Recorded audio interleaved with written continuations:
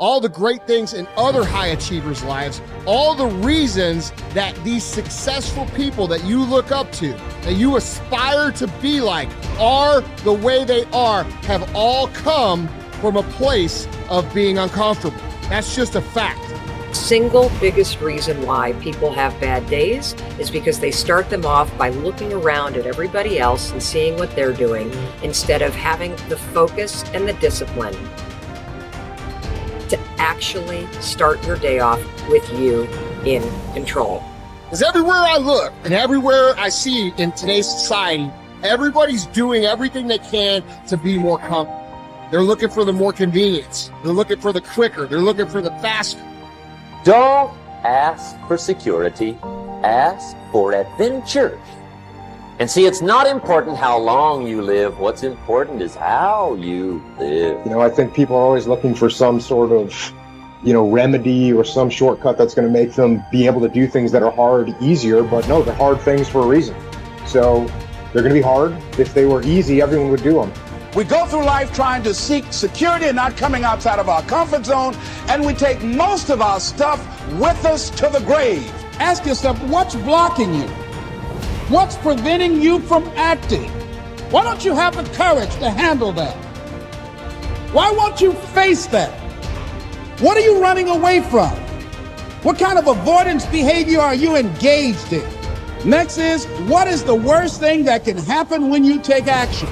But you have to make a conscientious decision that you're going to change.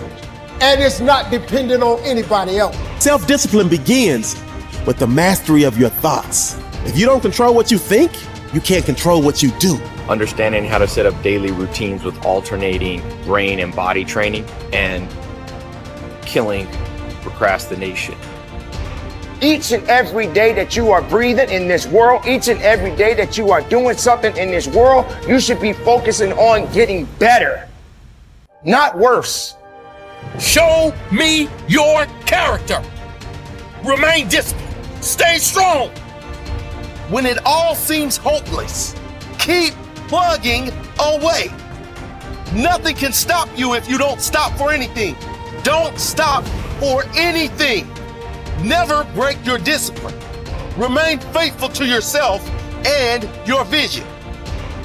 You should be understanding that, hey, I can't be this same person on a day in, day out type of way.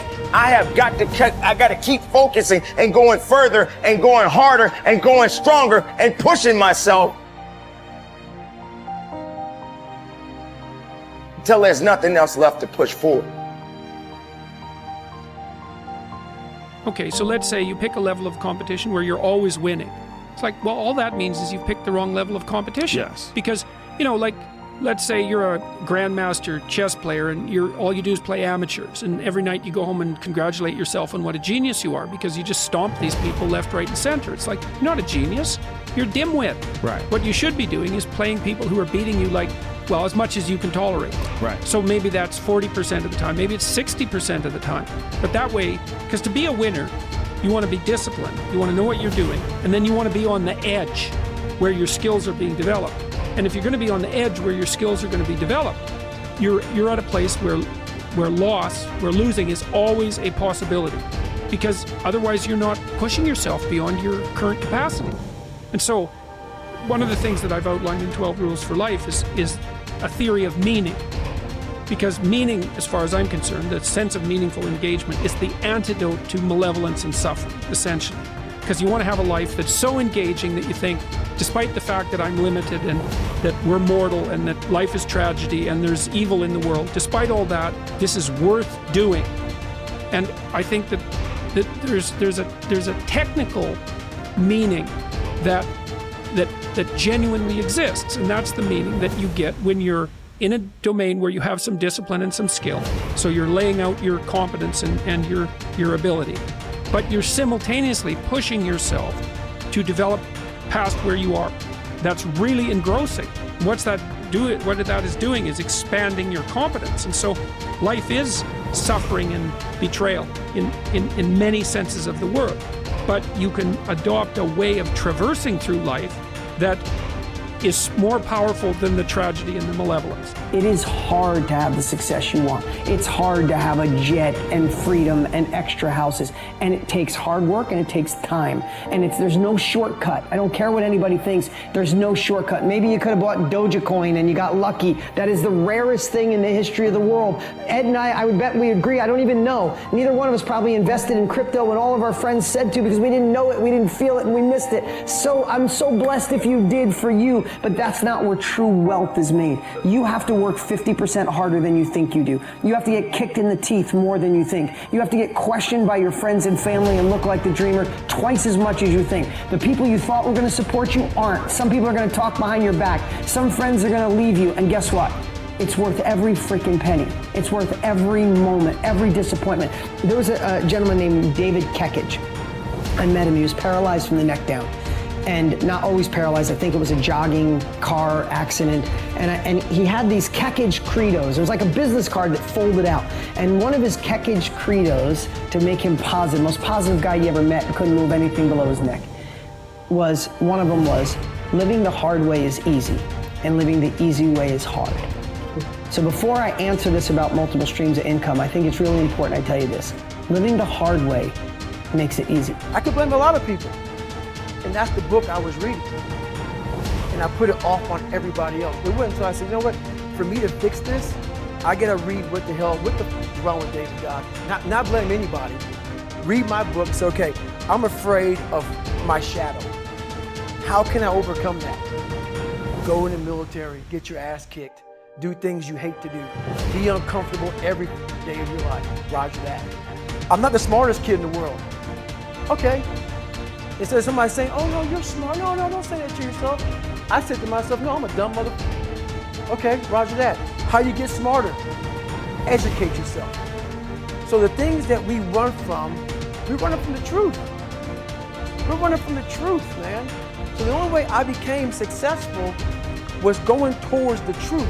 As painful and as brutal as it is, it changed me. It allowed me to become, in my own right, who I am today.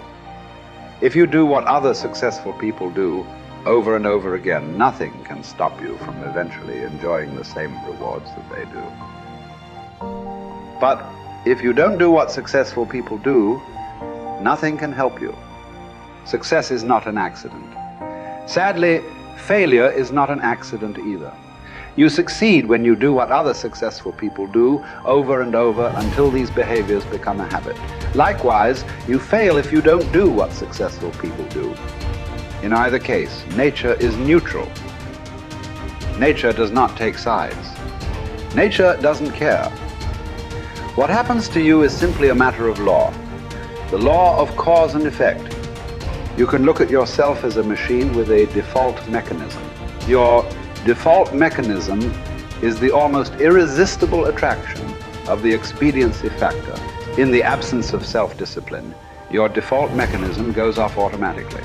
This is the main cause of underachievement and the failure to realize your true potential. When you are not working deliberately, consciously, and continuously to be and have those things that constitute success for you, your default mechanism is at work. You end up doing those fun, easy, and low-value things in the short term that lead to frustration, financial worries, and failure in the long term. One of the most important requirements for success, once you have decided what it is that you want, is the quality of willingness. Successful people are willing to pay the price, whatever it is and for as long as it takes, until they achieve the results they desire. Everyone wants to be successful. Everyone wants to be healthy, happy, thin, and rich. But most people are not willing to pay the price. Occasionally, they may be willing to pay the price, but they are not willing to pay the whole price. They always hold back. They always have some excuse or rationalization for not disciplining themselves to do everything that they need to do to achieve their goal. How can you tell when you have paid the full price of success? It's simple. Look around you. There it is. You can always tell how much of the price of success you have paid by looking at your current lifestyle and your bank account. By the law of correspondence, Your outer world will, like a mirror, always reflect the person you are and the price you have paid on the inside.